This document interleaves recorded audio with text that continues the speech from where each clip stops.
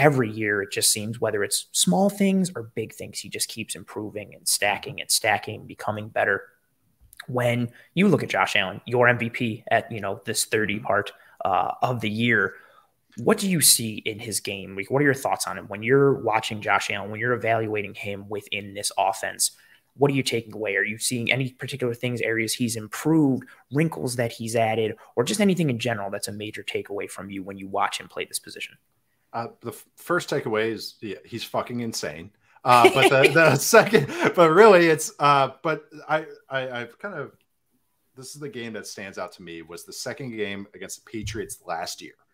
And that is when he started taking checkdowns and taking underneath throws early in his drop back, when he'd see and he'd just dump it down when linebackers are still pushing, everybody pushing, and he goes, I'm not even going to try. Yes, I can make those throws and try and squeeze in there. I'm just going to take this check down for 8 yards and see what you do. And I've described it as throwing to set up the throw. And because that Patriots game, they started squeezing down and they was hitting them over the top in the second half. He took that, and now now he's consistently doing it. I would say, like, watching how he's attacked teams every week this year, whether it was the Rams game in week 1 and it was just nickel and diming. And I mean that as a compliment, because this is where arm strength comes into play. Is the ball gets to his guys so quick that they have so much more room than a guy with a popcorn arm does. Like, you just watch him against Kenny Pickett throwing from a couple of weeks ago. And it's like in the wind, and Kenny Pickett's trying to throw this, and then the guy, it's a little bit behind the guy because he doesn't have the strength to get it there. And then the guy gets tackled right away. Not that the scheme that the Steelers are running is great, but very fair. You don't love Max Canada's game. You don't think all the unnecessary motion is amazing? They ran sprint out, like smash, like 7 times. And Kaiir Elam, I could tell, was getting so pissed because it just kept happening. It kept happening to him over and over. And then finally in the second half, he knocked one down, or like it was a missed throw. And he was no one was more excited in that stadium than Elam. He was like, yes, one of these didn't get completed. Finally. But yeah. But you watch Kenny Pickett throw it, and then you watch Josh Allen, and those underneath throws. Yes, he can make the hero throws down the field, which it's extraordinary what he can do. But those underneath throws, they have so much room to work with when they get the ball. I want to say it was against the Titans early in the year. All the free access routes to Diggs on the outside. So it's like, I don't know. He's having his way with them. He's like, it was a play action, I believe. And he is trying, this kind of like sums up how Josh Allen's playing right now. There was a high-low. Gilliam ends up being in the flat, and then they have like a corner route, probably like a sail concept or something. And he's looking deep, and he knows that he wants to go deep. So he flashes his shoulder to Gilliam to try and get the defender to come up. Defender doesn't take it. He's like, no. I'm not letting you hit this behind me. So he's like, okay, screw it.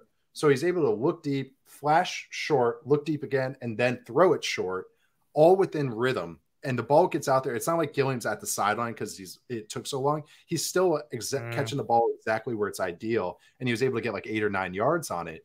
And it's because he's able to, now he's processing so quick, and he's doing these kind of eye movement stuff that he's still getting the ball out on time, but he's also adding layers to it. So it's almost like I don't know what's a good way to describe it. It's almost like a basketball player where like pumping a pass and then passing it, like kind of like pump, you didn't go, oh, then I'm going to throw it, but still being in rhythm. And it's extraordinary. So now he's doing this kind of little things, and he's layering this stuff together. And then on top of it, he's Professor Chaos, and he can create outside structure. I also think that he's not, he still does once in a while. And it's hilarious because he'll just get up laughing after he gets rocked. And it's like, like you're insane. Yeah, stop doing that. But, like, it's cool, but also stop doing. But he's throwing the ball away a little bit more. Like when he's getting to chaos mode, and then he's like, screw it, there's nothing there. And he just lobs it out of bounds. Younger Josh would try to take it a hit and try to like throw it left-handed and do something crazy. So there's just a couple more of those. It's not that much a game. It's like once or twice a game. But he's like, okay, I'll just get it back on the next play. So it's great. He's still being chaotic, but he's capping himself just a little bit. And that's just growth as a player. It's so cool to see him just layer these things together week after week. And now we're just seeing it in fruition. The Chiefs defense is a good defense. I know people have had their idea of what the Chiefs defense has been the last couple of years. This defense is much improved, and he was just having his way with them. Like he was hitting hole shots. He is the guy, there was a bubble he hit to, it wasn't Shakir, it was McKenzie, I think. He hits a bubble because the Chiefs no one walked in their pressure Oh, to go. yes. And he just hits him right away. And that's part of the play, but it's not the number one read on that play. It's just part of it. It was like, he goes, oh, that's an advantage. I'm taking it. Yep. God, so he's doing the little stuff. And on top of it, he's an incredible athlete. He's one of the best athletes in the sport. So he's awesome. It's so much fun to watch. It truly, truly is. I know I'm on a Bills podcast, but as a neutral fan, he is freaking amazing to watch. And it's so much fun. Yeah. The physical ability, I think, is what gets lauded by people. The hurdles and the jukes and the run and him being so big, but so athletic and mobile. Yep. But for me, and this goes back to last year, but it's the same again this year. Like you highlighted, for me, it's that mental piece. There's, even if we're focusing on the Chiefs game in a vacuum, like that bubble to McKenzie, there's other throws in the game where he's just got simple, like there's another throw. There's Reggie Gilliam in the flat. And then, this is the one where Diggs runs that corner and he fits it into Diggs. He opens up towards, McKenzie's in the flat. He opens up towards McKenzie and looks, and Chiefs are in cover 2, and the corner there hesitates in just the slightest. And you can see Allen see him, and he's like, gotcha. And then bang, fires it. And then later, right, earlier, that was set up because they're not covering down there. And he's just like, okay, cool. You're going to give me that space. Right. Cool. I'm going to dump it off and I'm going to give it to Reggie Gilliam, and he's going to get 9 yards and I'm going to dump it down. And that progression, I love that you tied it into the New England game last year. The Pats at that second level, Bentley and Hightower, everything bailing hard. Not even, no concern with. Didn't even care about the check down. Nope, not at all. And so Josh was like, okay. And he's 1, 2, 3. And as he hits the top of his drop, it's not look. Okay, check down. He hits it right away because he knows that's what's going to be available. He knows that's what he can take. And that's, to your point, that next step, like that. And that doesn't mean he still can't beat you with his legs or his arm, but he's starting to play more quarterback from the neck up, and he's winning from the neck up. And that should be terrifying for everyone, because, and it's similar to, again, these two will dance for as long as they're able to. Same thing with Patrick Mahomes. Like, people talk about the arm and the cannon and the speed on the Chiefs and all this and that. But think about all, like, you couldn't fool him pre-snap, and his ability to just adjust on the fly. Even if you did, like, it was hard to beat him mentally. And then he had the physical tools to match. And Josh Allen's mental progression every year, I don't think it's unique to this year. You've seen it grow each year, but this year it's even more. He just, exactly your point, he can live in the pocket and play the quarterback position as if he's a pocket passer. And then he can also be a magician in the pocket. Exactly. Juke out defensive linemen or break tackles from defensive tackles. And that next level, it's just unreal to watch on tape. And then even from like a yardage perspective, certain like metrics as a passer, he's got 54.79 EPA. That's the most in the NFL. Second is Mahomes at 43.57. Third is Tua at 30.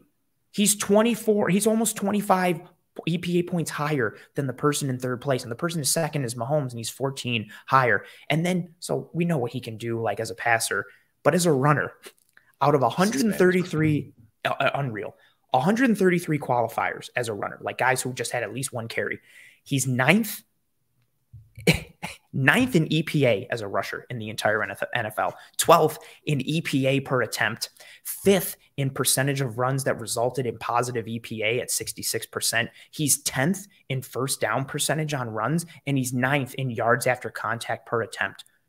It's absurd. The stat I had for his running was he's scrambled 23 times on pass plays, on dropbacks, and it's been a successful play for the Bills 21 of those times.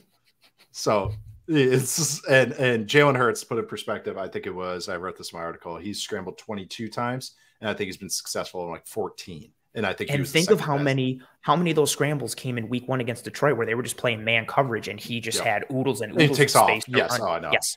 I know. Yeah, that's another thing with the Eagles, is they haven't played anyone. So that's another discussion with them. I feel bad. I know. We keep finding ways to like shade Jalen Hurts. I know. And they're such a good team, but I think it's because I had a couple of Eagles fans yelling at me because you don't give them enough credit. I'm like, oh, come on. Everybody else is. You guys got to take some. Let me be the one person over here. Not everybody needs to be over there. Like, pump the brakes. No, exactly. It's unreal. And that's what it is. There's also the play against the Ravens I want to. It was the Khalil Shakir throw on the sideline, and like Oh, that. So Allen in that play is trying to do the right thing. He got through to 2 on his progression. He's like 1 to 2. yeah. Then the pocket just became a mess. He like shoves away, like scramble. Owe runs like a 4.4 flat at 270 pounds. Shoves him away, scrambles around and gets the edge on the other defender, and then just throws a missile. Like you could barely even see the ball, and it just pins it while on not Shakir. even really squaring his shoulders to the line. Nope. And he fires no a feet. dart right to the sideline. It's all arm. It's absurd, and that's what it's so like. And that's like whenever like Robert and I talk about on the show, we just laugh the whole time because it's like it's this, and this is too like that creation stuff is like this is becoming a thing. Everyone's like, oh, everyone's gonna be chasing the next Josh Allen. Mm-hmm. It's like everyone's always been chasing the next Josh Allen. Like that. It's just this guy is smart enough and worked hard enough that it actually worked out, and he was in a great support system. But and that's where. Also, too, I don't want to knock like Jordan Palmer or anything, but it's everyone's like, oh, he just went with the perfect private QB coach. It's like, credit Josh Allen. Josh Allen improved. He worked his ass off. It's not just because of the private coach, but like watching Malik Willis, who was a prospect that the Titans drafted in the 3rd round. Some people are hyping him up as a 1st-round prospect, and it was like, ugh. And everyone's like, well, you're chasing the next Josh Allen. It's like, well, the thing with Malik Willis, and he could create. He was an outstanding runner, and he could throw these deep balls and everything. Got a cannon too, yeah. Yep. But you still have to operate from the pocket. You still like that is always going to be the first step. Everybody loves the creation stuff. Lamar is an incredible creator, but the thing with Lamar is a good pocket passer. Yes, and people don't talk about that enough. They just think of him as Lamar the runner. His footwork's funky. He throws funny. He changes his arm slot all the time. He's a good pocket passer. Like and he actually progresses, but his running is so extraordinary that's what everyone's going to. I get it. That's where the highlights are, but you always have to be able to operate from the pocket. That is always going to be number one. But the thing is, Allen's doing that so exceptional. And then on top of it, he's doing all the crazy creation stuff. That's why him and Mahomes are just at this crazy level because they can just do both of these things, not just well, but excellent, which is, it's insane. It's really hard to think of guys that can do it like this. It's a very short list in the entire history of the NFL, which that's not hyperbole. That is like true. These guys are crazy what they're doing. And it makes the margin for error for defenses so small and so slight. Even on that one play I was talking about earlier, the corner to Diggs, that corner there, he hesitates slightly. Like it's not even a full stops. Like he's dropping, he's sinking and gives the slightest, oh, is he gonna? That's it. All it took was that half quarter second, however long the time was, that little itty bitty flinch, and you're beat. You have such a small margin for error when you play these quarterbacks, and you have to operate complete. The game plan has to be sound. The play call has to be sound. The execution from all 11 players has to be sound. And that's what makes them worth the oodles and oodles of money that they get paid. Pay them enough. No, you can't. And they become almost – Josh Allen's offensive line last year didn't really protect him a lot, and he erased so much. They didn't have a run game for the majority of the year, and he put the team on his back majority of the year. The Kansas City Chiefs, I'm not saying they're a better offense, but you are easily a worse team when you lose a player of Tyreek Hill's caliber. Mm-hmm. And Mahomes is able to just be like, we'll kind of Band-Aid this thing and be okay. And by Band-Aid, it's like, we're going to like lead the league in points per game going into like week 6 and just, I'm going to focus on like different areas. For drive, everything. It's hilarious. It shouldn't be those things. You shouldn't be able to like, a team shouldn't be like, we're not going to pay that number 1 wide receiver and we're just going to send him somewhere else. You shouldn't be able to do that. Like you should be I hate to do this again. You should be more like the Eagles where you're like, we need to get that number 1 guy. We need that A.J. Brown because it'll help our quarterback this much. And not that like a guy wouldn't help Allen or Mahomes, but they have that ability to just raise everything, erase everything. Yep. And it's just that next level of play. And it's really special to see what he's doing this year. And like just one more example, like just bending the rules is a lot of, not only everyone like being in too high is kind of like the thing of the season and it's very real, but it's cover 2 is making quarterbacks either be heroes with the throws because you have to hit hole shots or over the middle of the field or be patient.